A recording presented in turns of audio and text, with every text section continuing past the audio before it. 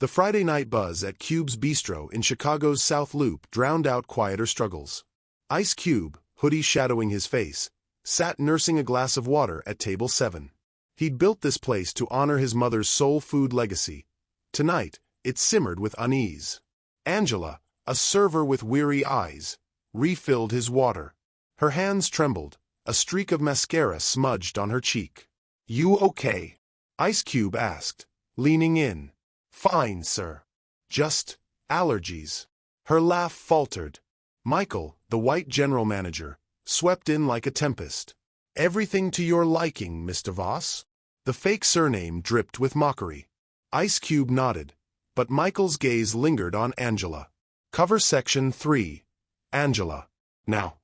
She hurried off. Ice Cube watched Marcus, a black busboy, flinch as Michael snapped about uniform standards. From the kitchen, Chef Diaz cursed in Spanish, pans clattering. Not allergies, Ice Cube thought. Fear. He'd meant this place to be a sanctuary. Now it felt like a trap. Lingering by the kitchen door, checking his phone, Ice Cube caught Lisa, the sous chef, scrubbing a pot with furious intensity. "He changed my schedule again," she hissed to Marcus. "Said my attitude needs correcting." Michael passed, keys jingling. "Marcus! Break's over. Lisa, button that collar. Now." Ice Cube's jaw tightened. He drifted to the staff board, accidentally dropping a napkin. A crumpled note fluttered out. "Angela, Section 3. Michael says, uniform violation. No tip credit." Again. Back at his table, Ice Cube signaled Angela. "Another water?" She nodded, avoiding his eyes. Her apron was flawless, but Michael loomed behind her, sneering. "Hustle. Angela. Table 5's been waiting." Ice Cube sipped his drink, ice cracking like brittle bones. Systemic. The word seared him. His mother's voice whispered in his memory. "They'll try to shrink you, Ice Cube. Don't let them." He intercepted Carlos, the dishwasher, in the alley behind the dumpster. Rot clung to the air. "Got a minute?" Carlos froze, eyes darting to Michael's office window. "No hablo Ingalls." Ice Cube pressed a $20 into his hand. "What's Michael been saying?" Carlos shoved the money back. "He says if I talk, he'll call Icy. Claims my papers disappeared." His voice dropped. "Angela's next. He's been writing her up all week." Ice Cube's throat constricted. Systemic. Not pettiness. Predation. Inside, Michael's laugh cut through the kitchen. "Angela! That apron's crooked." Again. Carlos fled, leaving Ice Cube clutching the crumpled bill. The fear here wasn't about standards. It was about control. And he'd had enough. By the fryer, heat radiating, Ice Cube found Lisa. "Tell me," he urged. She glanced at Michael's office. "He calls us ungrateful. Says we're lucky to be here." Her voice broke. Last week, he cut Maria's hours after she complained about his jokes. Jokes. Ice Cube's pulse thundered. Lisa gripped her skillet. "Go back where you came from, but only to black and brown staff. He wants us terrified." His mother's words flashed in his mind. Power like this? Tear it out by the roots. He met Lisa's gaze. "Thank you." As Angela fled, Ice Cube glared at Michael's office. Not a joke. A system. And systems, like men, could be dismantled. Ice Cube found Chef Diaz sharpening a knife, the rhythmic scrape-scrape echoing his rage.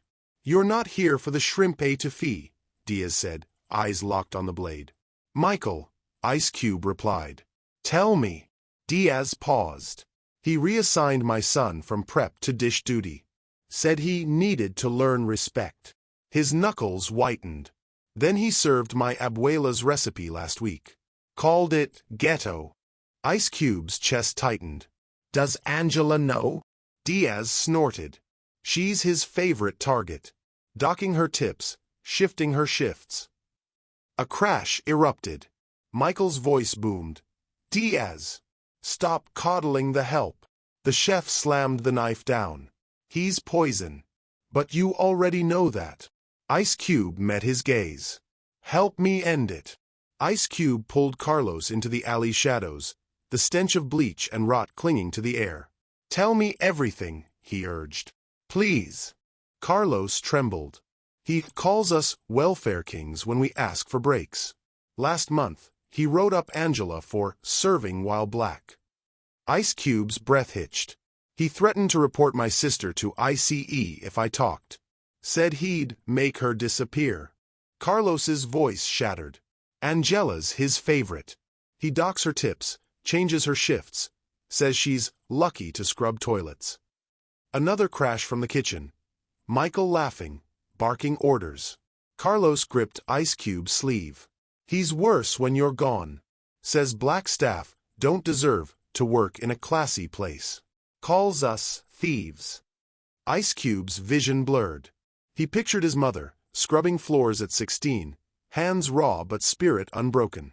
Let men like him win, she'd say. They'll keep talking. Carlos wiped his eyes. You gonna stop him? Ice Cube stood, fists clenched. Tonight. Ice Cube strode into the dining room, heart pounding. Michael had Angela cornered by the host stand, face crimson. Your apron's filthy, he sneered. Another write-up. Enough. Ice Cube's voice sliced through the room. Michael froze. Sir, this is staff business. Ice Cube yanked off his hoodie. The room gasped. I'm Ice Cube Wonder. This is my restaurant. He towered over Michael. And you've stained it with hate. Angela's eyes widened. Patrons leaned forward, forks suspended. You're fired. Security will escort you out. Ice Cube gestured to the door. Now. Michael sputtered. You can't. I just did. Ice Cube turned to Angela. You're the new manager. Effective immediately. The room erupted. Cheers, tears, fists raised. Justice roared like thunder. The room buzzed. Patrons cheered. Marcus cheered louder. Lisa wiped tears. Michael paled. You'll regret this, he spat. No one'll take her seriously. He jabbed a finger at Angela. Ice Cube stepped closer, voice iron. You don't speak here. Ever. Security arrived. Michael shoved past them, snarling. This is illegal. I'll sue. Ice Cube raised his phone.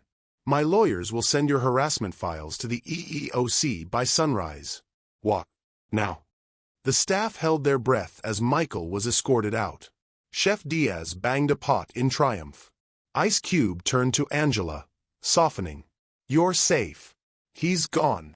She nodded, trembling. Thank you. The crowd erupted, this time in hope. Ice Cube stood at the dining room center, Angela beside him, her posture firming as whispers spread. Michael lurched forward, face contorted. You think this changes anything? She's just another. Ice Cube's voice thundered, silencing him. Say one more word, and I'll have you arrested. This is my house. Patrons rose, applause shaking the room. Maria, the hostess, wept. We knew you'd come, she whispered. Ice Cube handed Angela the manager keys. You're in charge. Any issues, call me directly. Michael sneered. They'll eat you alive, girl. Angela squared her shoulders. Watch me. Ice Cube addressed the staff. This ends today. No more uniform violations. No more threats. We document everything. We protect each other. The room erupted. Fists raised, tears flowing. Chef Diaz hoisted a skillet. Si ese pueda. Ice Cube's phone buzzed. Michael is off premises. He exhaled, glancing at his mother's photo on the wall, her grinning in an apron.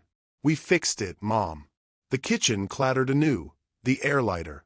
Ice Cube gripped Angela's shoulder as Lisa hugged her. Finally, Lisa whispered. Me too, Angela murmured, clutching the keys. Ice Cube raised his hands. New rules, anonymous tip line, anti-bias training, mandatory. Angela's word is law here. Marcus cheered. Yes, sir. Ice Cube tapped his phone. Text me anytime. This is your home. Chef Diaz stepped forward, voice gruff. We'll make her proud, Ice Cube. Your mom, she'd love this. Ice Cube nodded, throat tight. She would. Angela straightened her apron, steady now, and faced the staff. First change. No more Section 3 write-ups. We start fresh. The room erupted in laughter. A patron raised a glass. 2 cubes. Real class. As applause swelled, Ice Cube slipped outside. His phone lit up. Michael's files are damning. He smiled. Good. Inside, Angela strode toward the kitchen, keys jingling, back straight. By Monday, Michael's violation posters were gone. In their place, a digital tip pool screen and a transparency board tracking schedules. No more secrets, Angela declared. Ice Cube reviewed the revamped employee handbook with Angela. Section 3's gone. Now it's anonymous reporting and filmed write-ups. Chef Diaz drilled the staff on anti-bias protocols. If a customer says, "Go back home," you escort them out. No exceptions. At lunch rush, a patron snapped, "Where's the white manager?" Angela handed him a printed policy. Complaints? Scan here. He left, red-faced. Ice Cube watched from the bar, sipping coffee. A framed Chicago Tribune article hung behind him. Rapper-turned-activist revamps bistro after racism scandal. Angela joined him, exhausted but smiling. We did good. You did, he said. But this is just the start. She nodded. Next week, Community Hiring Day. South Side first. Ice Cube's phone buzzed. A photo from Marcus. Michael's replacement, a black woman, training at the host stand. Outside, a delivery arrived. A single white rose. No note. Ice Cube knew it was Angela's daughter. Legacy, he thought. This is how you build it. Ice Cube sat in his office, dawn light filtering through the blinds. Angela's voice carried from the kitchen, directing prep, laughing with Marcus. A photo of his mother sat beside the new employee handbook. Protect your people, she'd say. The rest. That's just gravy. Chef Diaz joined him, smoking a cigar. You did good, Ice Cube. But this fight. It's a relay. Ice Cube nodded. Inside, Angela trained 3 new hires. All black, all Southside natives. Far off, a church bell tolled. Ice Cube smiled. The relay never ends. Have you ever been in a situation where someone tried to bully you or take advantage of you? We would love to hear your stories and how you handled it. Share your experiences in the comments below. If you enjoyed this and want more content on Black inspiring stories, channel like this, please like, subscribe, and hit the notification bell. Thanks for watching, and remember, courage isn't the absence of fear, it's choosing to act despite it.